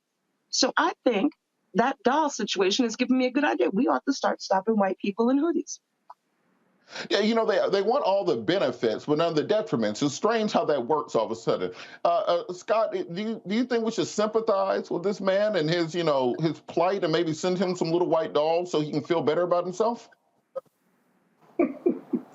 We can empathize with him, because black people have been looking for black dolls and black toys that look like them, and the power of that has been researched and determined over the years, not only in the media, but scientific studies. We can empathize with him, but part of me wants to say, welcome to the struggle. Finally, after 400 years, your whiteness is being challenged by corporate America and the American doll.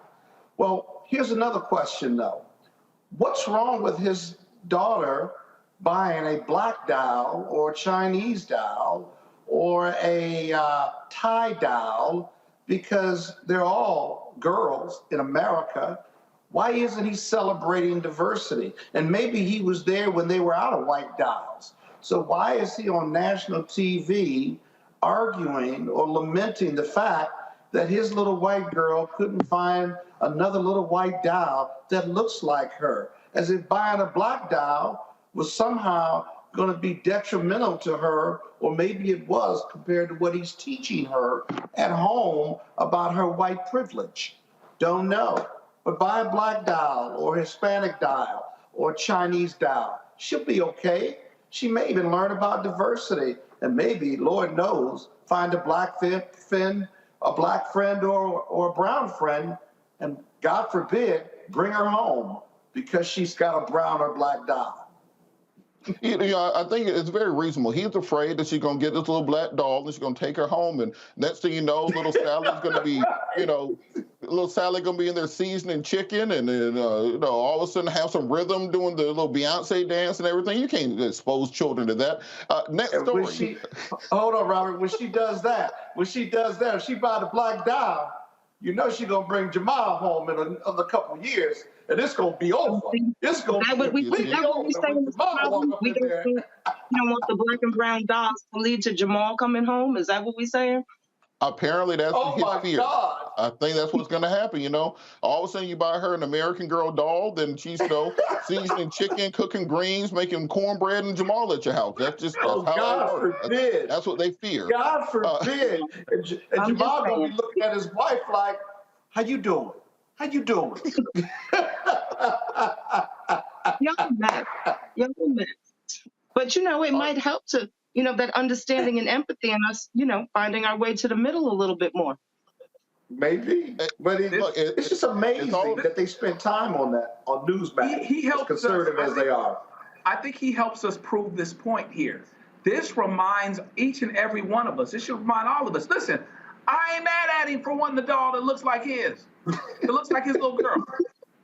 Okay? I ain't mad at him at all. As a matter of fact, now you know how I feel when I'm going and I'm looking for a black baby alive or a black American Girl. I know what it is to go to American Girl doll store. We were in Chicago about 10, 12 years ago, and I'm going to tell you right there, it was not overrun with black dolls. It was not. Okay? I looked around in there. I was downtown in the Miracle Mile in Chicago, and I said, it looks like white folks' place in society is still firmly implanted as of right now. I didn't get mad. I didn't go on television about it and yell it out loud, but he helps to prove a point. I'm not mad at him for wanting a doll. His daughter can have a doll that looks like him. A lot of times, the dolls, you get a doll or whatever that looks like you. You put it next to you, so it's like it's really yours. It's like it's really your child. It's like it's really your sister. Those types of things. So in and of itself, I'm not mad at him about that. But now, hopefully, you understand our reality all the time. So when we turn on television and we don't see something that looks like us, when we go in the classroom, come on, somebody, and don't see anybody that looks like us. When we go to work and don't see somebody that looks like us, you feel like you are isolated and you're there yourself. And of course, going back decades, the doll thing that they did where even the black kids had it ingrained with them that the white doll was the best one. Because that's all they had been buying. That's right. All they could buy. And so they rejected the black doll in the Brown versus Board of Education studies. Even the black kids rejected the black doll that looked like them because they had been they bought white dolls because that's all American manufacturers were making, right? That's exactly right. If his daughter starts buying black dolls, if she's tested, she'll pick a black doll as being a symbol of beauty and my friend and what it means to be. I mean, she might accept diversity. She might start fighting for black people and black causes and for a fairer and better America. Right. Wow. It just reminds him that things are changing, right? I mean, at the end of the day, it just reminds him that things are changing. Now him and people like him can make as much money on rap artists as they possibly can. They can manage them. I remember doing deals for music artists back in the day, and they said at a certain point, a white lawyer actually has to take this over. Black artists, I had to happen. So the white can do the business or whatever else, but just make sure that your daughter doesn't bring one of them home. And so now here we are having this discussion, and there's a reminder of the fact that things are actually changing, but you can't play with fire and not get burned. So in other words, it's the same thing I say it all the time, the same thing that make you laugh or make you cry. Things are changing now, and now your daughter or your people or your wife or your teacher or your colleague, your brother, your sister might have a brush with the unfamiliar and feel a different way about it than you do and not be made insecure about it, and to reach out toward it and for it. And that reminds us of the change and everything that's going on. And now what? Well, look, we're gonna make sure. This isn't just a new thing. When you go back and you look at, Jenny, if you remember the Cabbage Patch doll, how many yellow, black, or brown Cabbage Patch dolls did you see? So this is not a new thing. So his concern, his struggle with this is new to him. But this has been going on for a long, long time now. And I really do feel like things like that, if you can get outside of your own anger with this poor newscaster here, and look at the bigger picture, again, bring us closer, not separate. Well, look, I just think he's worried that she accidentally picked up the Jamaican American Girl doll, and he come home and she got a pot of oxtail going, talking about wagwan. So I'm not mad at it. We got to make sure that we protect this poor white man and his poor white daughter. We'll be back after the break. You're watching Roland Martin Unfiltered on the Black Star Network.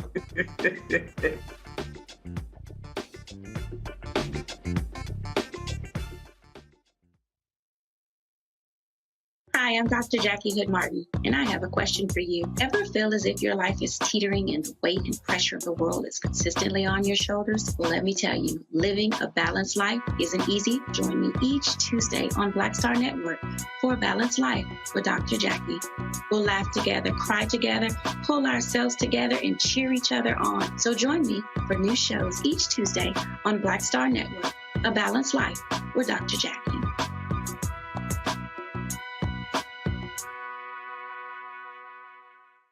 When you talk about blackness and what happens in black culture, we're about covering these things that matter to us, speaking to our issues and concerns. This is a genuine people-powered movement. There's a lot of stuff that we're not getting. You get it, and you spread the word. We wish to plead our own cause.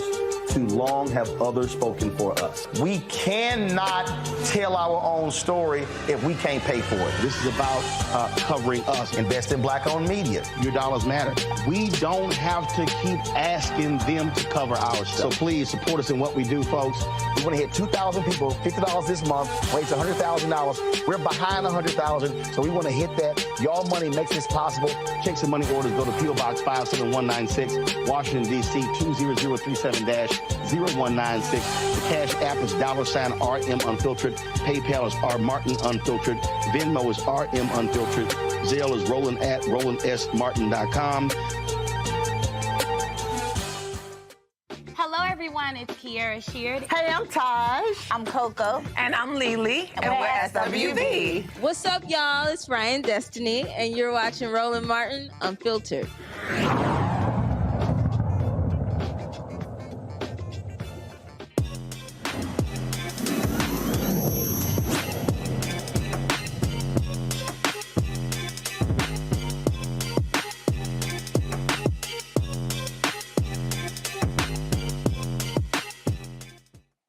It's the Christmas season. Many of us are going to have office Christmas parties this weekend, family events, and a lot of y'all are lonely as hell and ain't got nobody. But our today's Tech Talk segment, we have somebody who can be able to do something about that. The Amore dating app is a black-owned dating app that could increase their chances of finding love and also getting your grandmama off your back about when you're going to get married. Joining us now, we have Jonathan Joseph Jr., founder and creator of the Amore dating app. Jonathan, talk to me about the app. How exactly does this work, and how is it different than every other dating app on the internet? Hey, Robert, thanks for having me. That's a great question. What we do is we focus on the preferences that people want when they're looking for a mate. So many times you see people swiping and, you're taking chances with what you're doing. What we're trying to do is focus on your preferences, the things that you want, and match you based on that. We also have what's known as the Love Lounge. which is for the sapiosexual people who are more into intellectual conversation. We have different rooms that we change the topics on daily to allow you to meet with somebody that way as well. So it kind of increases the chances of meeting somebody that's compatible with you rather than just swiping and hoping for the best. So it's not just a swipe left, swipe right, but like Tinder. It's not just creating a profile like, you know, some of the other dating apps. Talk about how the mechanics of this work is more conversational than other apps are. Yeah, so when you sign in, it's going to ask you a bunch of questions, some personal, some for fun. Just to try to see where you are from a character standpoint. Everyone has to do it, and then we match you based on that. So there's a 5-star, 4-star, 3-star, and it goes down from there. And then that's one part of the app. Another part of the app is what I said earlier, which is called the Love Lounge. The Love Lounge is topics that we create. Our team creates it every day. Could be, you know, a whole range of things. Could be political, could be what's happening in the world today. Just so you can kind of get an understanding of who's in your community, and you can match with somebody that way as well. And then the next part of the app is called Discreet Meets. So those are for the traveling people that say, you know what, I just want to find somebody to go to movies with, or a travel partner, or a dinner date. So there's actually 3 components to the app that I think separates us and makes us great. Okay, so the conversation part, so it's kind of like a clubhouse where people can have conversations with people who have similar interests. Then there's kind of a dating profile section where you put in what you're looking for and you kind of match with people along that. And then it's like you have a section for freaks. So they're just an area for freaks. What you saying? I knew you was going to go there, Robert. I wouldn't call it. I mean, it sounds like that's for freaks. And look, ain't nothing wrong with it. It's called Discreet Meets. That's what we're going to call it. It's called Discreet Meets. In the words of the prophet CeeLo Green, everybody that's grown got a skeleton bone that got hidden away. Yes, y'all, there's a freaking us, y'all, just some choose not to say. Don't let them who ain't yet make you the little balls of clay. I'm just saying, look, if it's for freaks, just say it's for freaks and call it the freaks. I mean, if you want to name it the Boom Boom Room, that's cool. But it's called Discreet Meets, and it's for everyone. It's really, we really thought about that section for travelers. There's a lot of people that travel, they go from city to city, and they say, you know what, I just don't want to eat alone. I'd rather have somebody I can eat with, and this gives them an opportunity to meet people in the area where they're traveling who may feel the same way. Okay, and so when you're signing up, is this where there's a fee to sign up or different levels of membership? Talk about kind of the mechanics of it and what the success rates are with regards to finding people. That is a great question. And I think that is where you find, I mean, there's thousands of apps, right? When you log into your Play stores or your Apple store. I think this is what separates us. We don't have paywalls is what it's known as. So, you know, if you go hit the back button, they want to charge you. If you send a message, they want to charge you. We don't do that. We charge one flat rate. Our most expensive plan is $10 a month. It is free to download. But to get to the certain features, you must be a premium member. And in order to be a premium member, it's just $6 a month. So we're not trying to break the bank. You know, we want low costs and high results. And because we're basing it on your preferences, I think we have a higher success rate because it allows you to, you know, base things on characters, traits that you can match with someone else as opposed to just swiping and then trying to find out that that person's not a match for you. Now, with that, you know, a lot of the prophet Kevin Samuels often said that people have unrealistic expectations. You know, every guy is going to put in, you know, 5'5", brown eyes, caramel skin, long hair, Pam Grier from 1972. Are there ways for people to kind of get an idea of what's actually out there instead of, you know, all the women are going to put 6'4", multi-millionaire, six-pack abs, who also cooks French cuisine and loves his mama, those sorts of things. You know, is there a way to kind of let people know what's out there when they're shaping their preferences, or you just kind of hope you're going to get what you put into the slot machine? That's a great question. What we have is it's a filter button. So once you fill out your questionnaire, you can match that way. But then as you're going in, you can also filter through and say, okay, I want this particular person. I want this size, you know, this kind of thing, this distance, which is a big one. So you can alter and filter that way because there's a lot of people that, you know, may want to date interracially. And we give them that option. So you can basically see who it is you want to see as opposed to seeing people that you know are probably going to have no shot. All right. We're going to bring the panel in. Pastor Wright, do you have any questions? See, now you have to go to me first on that one, huh? Ladies first, of course. As a disclaimer, it is the holidays. It is the week before Christmas. I do not want my gifts to be replaced with a lump of coal. I will not be asking any questions nor visiting your Facebook page. All right, Scott, did you have a question? Scott, you there, or are you trying to download the freak section of the app real quick? I'm coming. Okay, I'm back. I'm sorry. Good doctor, I appreciate this app and stuff, although I'm a married man. But you had one of your promotions of this article I saw had to do with sapiosexuals, if you will. Could you tell us about how you can isolate sapio or sapiosexuals, people who are attracted to really intelligent people? Correct. So when we created the love lounges, we did that with the mindset that we wanted to create a platform for people that, okay, great, you look good, you may be attractive, but what's inside, right? So we created the love lounge with different topics that people, might resonate with certain people so that they can log in with like-minded people who want to talk about that same topic and have a discussion. And then that way you might like what that person, him or her, is saying, and you can match with them that way as well. So it's just another aspect of meeting someone.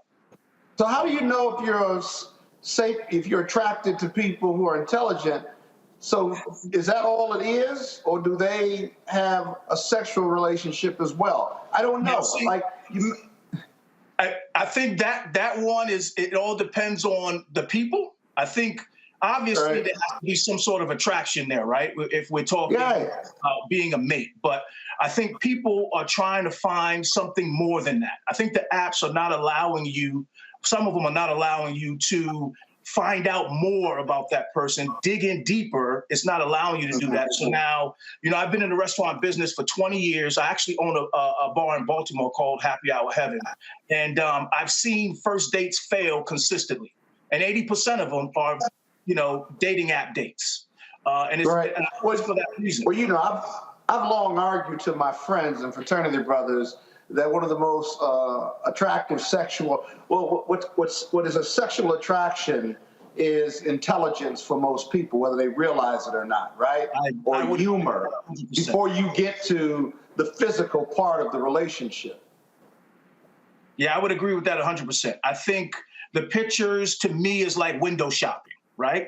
Yeah. You still have to try on the suit, try on the tie, make sure it fits you. And have somebody to talk to. Right. With some reasonable intelligence, right? I couldn't agree more. Look, I wish I had the hope and optimism of y'all, but Joe, do you have a question? I'm having Robert, so much fun with this. You just want to hear more about the boom boom room. Right. Yeah, because the sapio area sound like that's the ugly people area. Like, if you're ugly with your personality, you go over to the talking section to see if you go over to the talking section to see if you can pull somebody over there.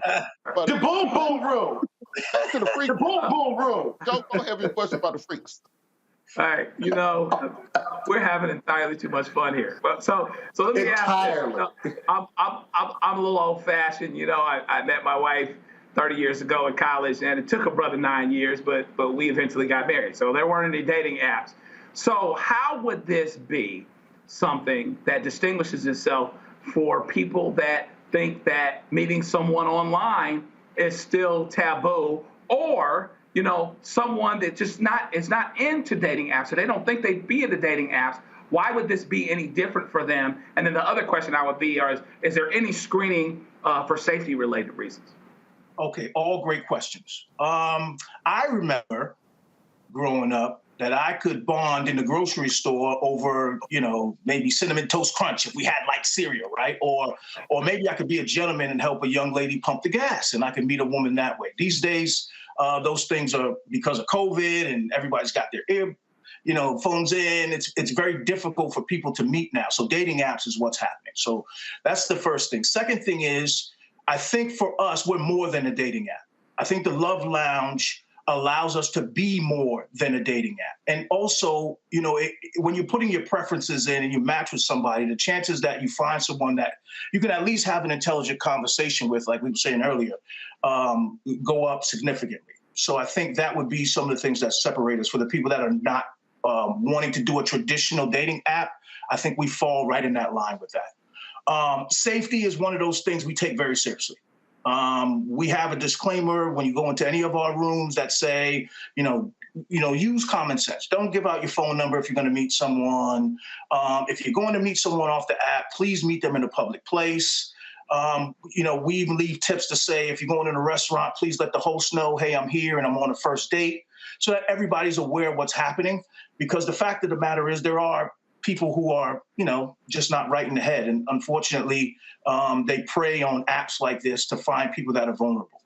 But yeah, we have things in place. If there's anyone who's experienced some sort of dating trauma or anything like that, we have 1-800 number listed on the app. So we try to make sure from the Amore community that we're offering everything that we can for our people. And you can even report someone in the app. If you don't feel comfortable with a message you got sent or anything like that, you can send a message out. We can block that user immediately.